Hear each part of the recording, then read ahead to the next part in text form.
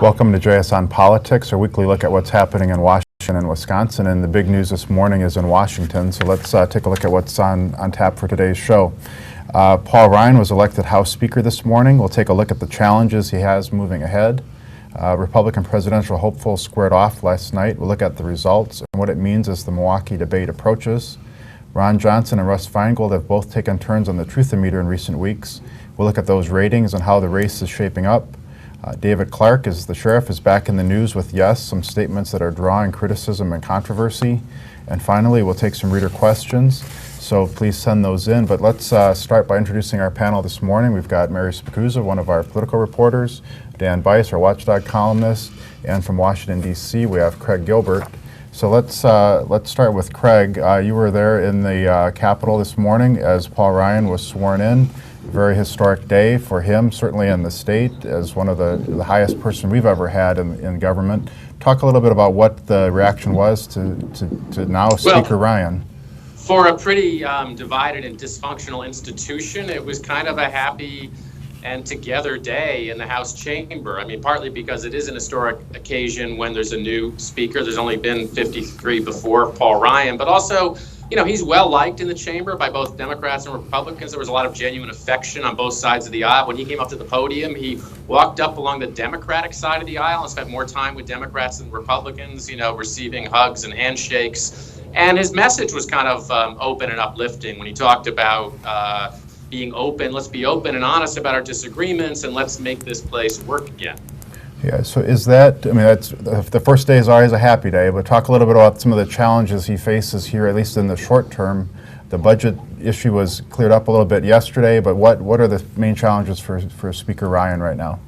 Well, I mean, he is torn between factions in his caucus that disagree about how to advance their agenda. I mean, some of them are very militant and some of them are more pragmatic. This is what was John Boehner's undoing. Now, Paul Ryan, you know, starts out, I think, in a better place because he's got a lot of goodwill on the right. I mean, some people don't think he's conservative enough, but he is the most conservative speaker we've had in our lifetimes. So that counts for something with his caucus. And he's also, he knows how to legislate, he knows how to fundraise, he knows how to do a lot of the functions of a speaker, even though he's never been in leadership before. So he starts out with some pluses, but some people, you know, would argue that this is just a job that's almost undoable in this time and place, that the institution is so polarized and Republicans are so divided that for some Republicans, any accommodation with Democrats, even just to keep the lights on in government, is a capitulation. And that and the more people that feel that way, the more trouble Paul Ryan's going to have with his own caucus. All right, well, let me ask Dan and Mary. So we all met and interviewed and talked with Paul Ryan and watched him over the years. With his persona and his personality, is this job a good fit for him, do you think? Or would he truly rather be in the nuts and bolts of the policy on the Ways and Means Committee? It's a good fit, I think, for the Republicans. It's not a great fit for him. He's a policy wonk. He enjoys doing numbers, and you know, he likes doing his presentations, his PowerPoints, and talking about ideas and so forth. And that's why I think he had so much resistance. And as Craig said, he is very conservative, but at the same time, I've been interested in how right-wing media has already begun attacking him and raising questions about whether he's conservative enough on immigration and other issues. Yeah, what do you think, Mary? Is this the right job, the right person at the right time, but is it the right job for Paul Ryan? I don't know that the speaker is the right job for anybody. It seems like you're kind of going to be taking fire from all sides. I mean, I think if he can unite the caucus and be an effective speaker, there's been a lot of speculation about him as a presidential candidate. I think if he is a successful speaker, that would boost his chances. However, if he comes under attack from the right, comes under attack from the left, ends up getting ousted, that's not going to help his future. And he's not going to totally unite them. Even today, there were 9 votes for Webster, right. Who you know, that people who were not satisfied with him. He's got, you know, a couple dozen hardcore Republicans that he's going to have to deal with, the same people that John Boehner had problems dealing with. And even though he's a much more likable character and it seems like a genuinely nice guy for anyone who deals with him, there are going to be ideological struggles. All right, so let me shift gears a little bit here now to the GOP debate last night, our first Scott Walker-less debate. No one took his advice and got out in the last month. But Craig, let me start with you. What was your sense of, you know, who was the big winner or big loser out of the debate last night? Well, the big winner was probably Marco Rubio. Of course, he's done well in some of the earlier debates and didn't get much of a bounce out of it. So it'll be really interesting to see what the post-debate polls say. I mean, Jeb Bush had a weak debate, including a weak exchange with Marco Rubio. A lot of people had weak debates. I mean, the field is so big, the stage is so big, that it's really hard for more than one or two or three people to break through and to get credit for their debate performance. But I'm really fascinated by how this debate sets up our debate in Milwaukee. Another business network will be broadcasting it. There was a lot of criticism of CNBC, the sponsor of this past debate, for how the debate went. And so it's going to be fascinating to see how the Fox Business Network conducts the Milwaukee debate on November 10th after the CNBC debate we just saw. We'll turn to the Milwaukee debate a little more in a minute, but let me get Dan and Mary's sense. So the storyline going in was Jeb Bush really had to do well, and how will Ben Carson fare as sort of the new front runner? How do you think those came out? I thought Jeb Bush kind of channeled Scott Walker in his last debate. He seemed Not necessarily a good thing. No, he seemed to vanish from the stage at times. He tried to attack Rubio, and Rubio really turned it around and came off looking like he was more presidential and taking the high road.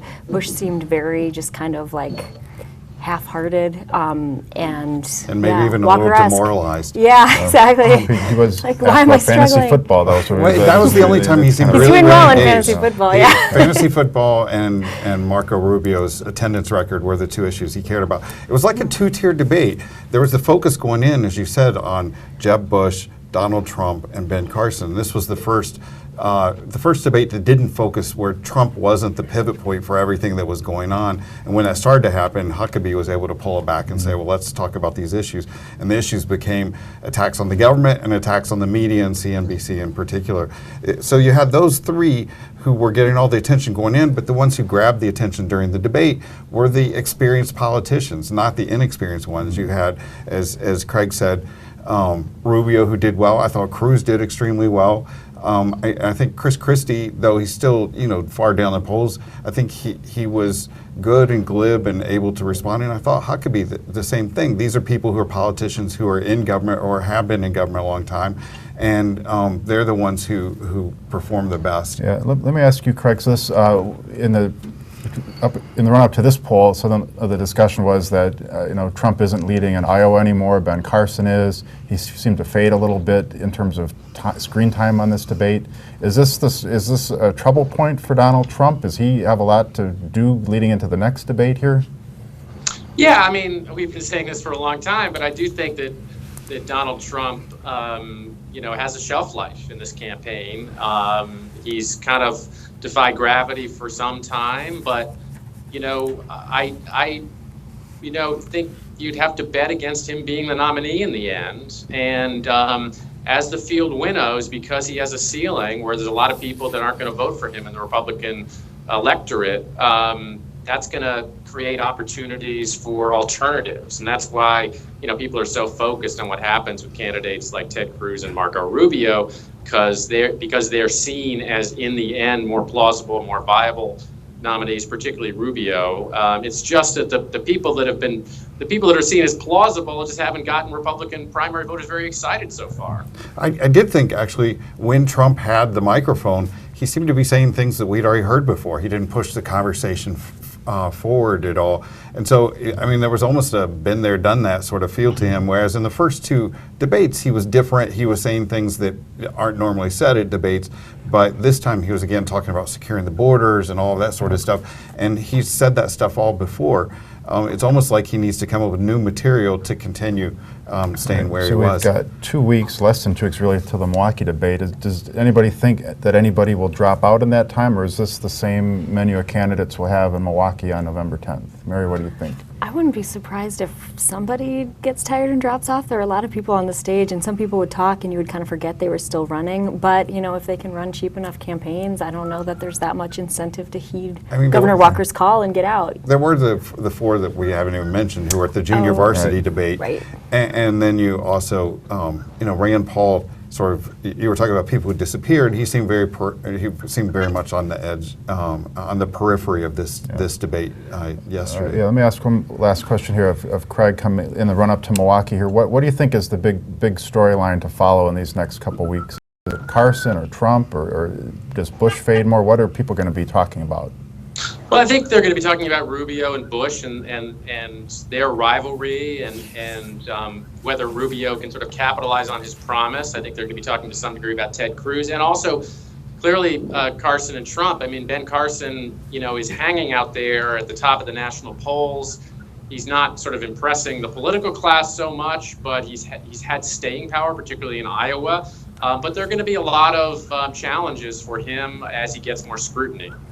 All right. Well, thanks to Craig and Mary. We're going to leave them here and come back in a minute with some other topics. But in the interim here, we're going to do a quick tape segment looking at Senator Ron Johnson and his challenger Russ Feingold and how they've been faring on the Truth-O-Meter.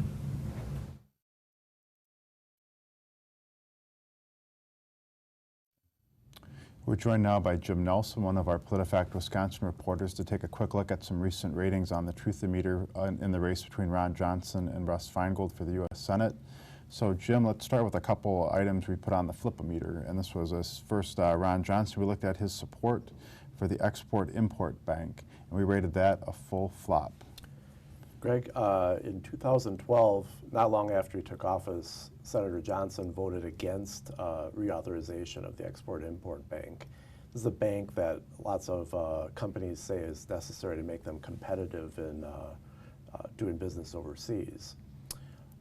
Last summer, he changed his mind, and he said that there have been enough reforms and so forth with that bank, with that organization, that he is now in favor of it, and he voted to reauthorize. So that's a complete reversal for him on that position. And just to remind our viewers, what the Flip-O-Meter measures isn't if this is a good policy or good politics for a politician to make a change. It's just whether they've been consistent on an issue, which leads us to our next one, which is Russ Feingold, who back in his first campaign in 1992, and for most subsequent campaigns, that he would not take more than 50% of his contributions from out of state, that 50% or more would be from in-state, and we rated his view here as a full flop. So what was the change by Russ Feingold? Well, you recall when he first ran, Senator Feingold, or then candidate Feingold, painted on his garage door all these pledges and so forth, among them that he would only take the majority of his contributions from in-state. Times changed since 1992, and the McCain-Feingold Act has been changed. The Citizens United ruling took place. Lots of money is poured into these campaigns, and Senator Feingold, his first report for his campaign this time around, his report says that more than half are from out of state. Right, so his campaign says that pledge is kind of no longer in effect for this campaign, and we're rating it as very clearly a shift in positions. That's where I got the full flop. As he said, times change. Yep. So finally, we have a statement from Ron Johnson, who said some 8.1 million of the estimated 11 to 12 million people in this country illegally are working, and we rated that mostly true. Yeah, this is an interesting statement because there is concern about all these millions of people who are here. That population has been studied by the Pew Research Center, and our colleague Tom Kircher found that of that 8 million who are in the workforce, some, and the vast majority of them, are working, some of them aren't working and are looking for work. So in this case, Senator Johnson was right on the statement, but there was some information lacking, which got him to mostly true. All right. Well, those are some of the recent ratings in the Senate race. There'll be many more to come as we move forward into 2016. You can find these ratings and more at politifactwisconsin.com. Thanks, Jim. All right, we're back now with a new panelist, James Causey, an editorial page columnist. Dan Weiss is still with us. Still here. And we're going to talk a little bit more about Ron Johnson and Russ Feingold. Dan, you've been looking at sort of the fundraising in that race. What do you find? It's funny. The presidential race has sucked up all the oxygen, and the Feingold and Johnson campaigns have not gotten a lot of attention. I mean, there have been some stories, and actually the numbers have been pretty volatile as to how much Feingold's leading by. But one story that's not gotten much attention is just that Ron Johnson's fundraising has not been great. He's been outraised by Feingold in each of the last 2 quarters. And I'm going to post a story later today on some of the people who are giving to these candidates. And These are famous names. Well, Yeah. that Russ Some of Feingold them, yeah. has in the past gotten money from, and he continues to get money from Hollywood types, and he also received money from 3 members of the Soros family, the liberal billionaire George Soros' family. And then he had Michael Douglas give money to him, the actor Kate Capshaw, who's married to Steven Spielberg. David Geffen with DreamWorks, and some other Hollywood types.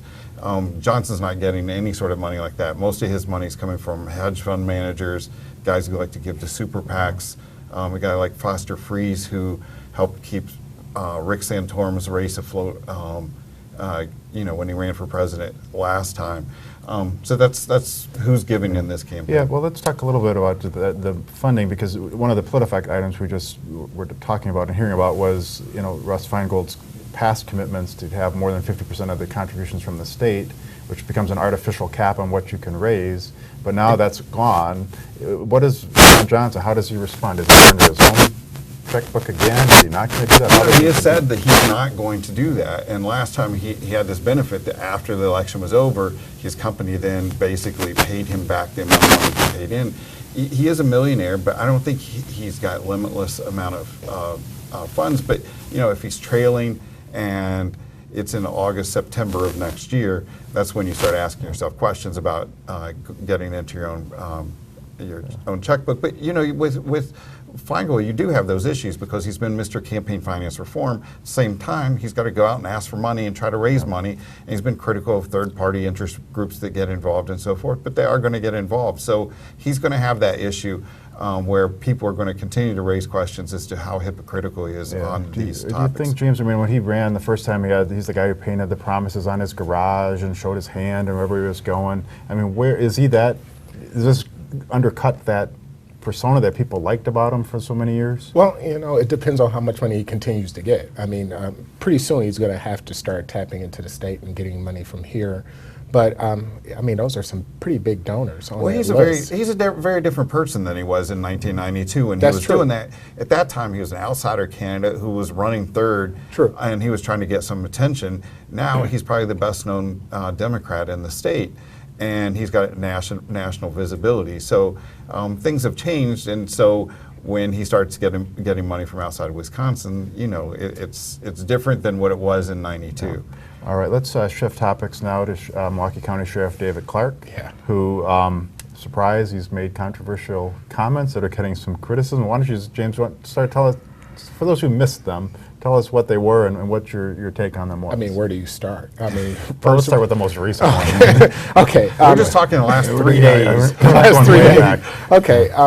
Well, first, I wrote about this, and Dan has as well. He talked and said that, well, let's talk about ISIS first. He said that the Black Lives Matter and ISIS would team up to overthrow the government, which is absolutely ridiculous. And then before he said that, he was talking about the Black Lives Matter campaign, which he calls the Black Lives Matter campaign on Fox. And he said some statements where he talked about the protesters, and he said police should not protect the protesters, and he said basically he wants chaos to take place, and then he wants the cops to come in and clean things up, which I don't think anybody wants to see that happen. And he referred to them as subhuman. Oh yeah, subhuman creatures or creeps or something to that effect. And he seems like to be the type of guy that's lost touch with a lot of things that's going on. And then the other thing that he said this week was that police brutality had ended in the 60s. And that ended in the 60s, Right. and police racism was no longer an issue. And he cited A Harvard study. which we're trying to figure out what that is. And when we asked what study, he said, call Harvard. They only do 1 or 2 studies a year out there. They should be able to clean it up. The hard thing with him is, he does have a sense of humor. And so is the ISIS thing with that he says Black Lives Matter and ISIS are going to join forces, is he just like, is this hyperbole? I don't think he really believes that's the case. No one really believes that's going to happen. Is it just rhetoric that's intended to undermine the Black Lives Matter movement, to say, first they're subhuman, that the issues they're raising are not legitimate, and then finally they're so outrageous and so far out there, they're just like ISIS. They're subversive and they're against our, I don't know, I wonder sometimes, there are times when he talks to me and I talk to him. Then there are other times when he's, referring to me, as he did in the email this week, as Danny Boy. That's it. I just wondered when I was reading that thing, he can't obviously believe that, but it seems like he's very much like Ann Coulter. He's trying to be more outrageous with everything that he says, and he's been out there for a year saying, more and more. But being outrageous, look what that has gotten. It gets him on TV all the time. It gives him this national platform so he can spout off anytime he wants. It seems like he's on Fox every week. And so every week. It appears that way. No, I was going to say more than that. Yeah. Well, it seems, Sheriff Clark, he's certainly, he seems to always have an end point in mind, that there's a goal, right? So there's a purpose behind what he's doing. Do you think, it doesn't seem to be that he wants to run for mayor or county executive. No, what do you think he's I don't think he has for? any interest in running for mayor. I think he would like to run for mayor, but I don't think he thinks he can beat Tom Barrett. I think he might be interested in running for Congress, but he can't beat Gwen Moore, I don't think. No. So, but what he wants to be is he wants to be a prominent black conservative voice, which he is becoming. I thought he was a Democrat. he is, he's a Democrat on paper. Okay. But I think he does want to be I think he wants to be like J.C. Watts was a few years ago, a prominent African-American conservative. But right now he's been pigeonholed so far on law and order issues. He hasn't talked too much, has he, about political stuff outside of criticizing Obama. And he criticizes Obama, says he's a nightmare, et cetera, but he doesn't have much more to say about him. All right, well, let's leave that topic there, and we'll turn It'll to be our back. viewer question. It'll be, yeah, it's there for now. The week It's isn't coming over back. yet. Yeah. So let's go to some viewer questions. This is from a viewer who submitted named Dave, who says, just wondering if having the Speaker of the House being from Wisconsin benefits our state in any way, and if so, how? Is there any benefit? You talk about the congressional people bringing home the bacon and things, so that's not Yeah, Paul but Ryan's that's not that. approach. His main role will be to organize the votes and make sure they push an agenda for, and after next year, if there's a Republican president, to move his agenda forward. He actually had more power in his previous position, being in charge of the budget, to bring the bacon home. All right, let me ask this one of James. This is from someone named Bad Move, who says, do you think Scott Walker regrets getting out of the race? Looks like there still isn't anyone breaking out of the pack who is not named Carson or Trump. Any regrets for Scott Walker? I don't think there's any regrets. He didn't have any money left, so what could he do? And he showed that he was not good at debating. And not on a national level. Not on the national level. And last night, I think the people who sounded and looked most like him were Ben Carson and Donald Trump and Jeb Bush. They were people repeating lines that they already memorized and didn't really move things forward. Right. You have to wonder. If once you see yourself as president, then you're going to be looking at these other guys and go, I could do better than that. Well, actually, or I that could was do the Tommy Thompson line about George W. Bush, where he said he was born with a silver spoon in his mouth. Right. And Tommy's looking at him saying, I could do that. But I don't think he regrets getting out. All right, here's more of a left field question. This is from Fearless, who says, with Mrs. Clinton's emails being compromised, do you think it's possible adversarial countries like China, Iran, and Russia could use this against her as president to advance their own agendas? We're going to go international here. We talk about everything. James, what do you think? Is that a problem for her? That potentially it could be. With hacks and everything like that. And now that they have access to the emails, it could come back to hurt her. But I don't think anything could stop Hillary on a campaign that she's on right now. The biggest threat to her with the emails is if she has any sort of charges, ethics or criminal, like a misdemeanor charges against her. I don't think she's worried so much about what China's doing with these things. I think she's more interested in what the investigators are doing with these. Yeah, but further, it's a long time before next November, and there doesn't seem to be much of a challenge on the Democratic side. So if it's something that comes out in next summer, don't count Bernie out. Yeah. Don't count him out. Okay. Okay, are you counting him out? Unless something, for her, the biggest potential problem is if there are some sort of charges brought against her, either ethics ones or a misdemeanor of some sort for what she did. Then that changes everything. But barring that, I thought when you looked at the candidates running for president on the Democratic side, there was only one real candidate who stood out at the last debate. All right, well, that's where we're going to leave it for today's show. We'll be back next week with more discussion on Wisconsin politics, probably another look ahead at the debate, and we thank you for joining us.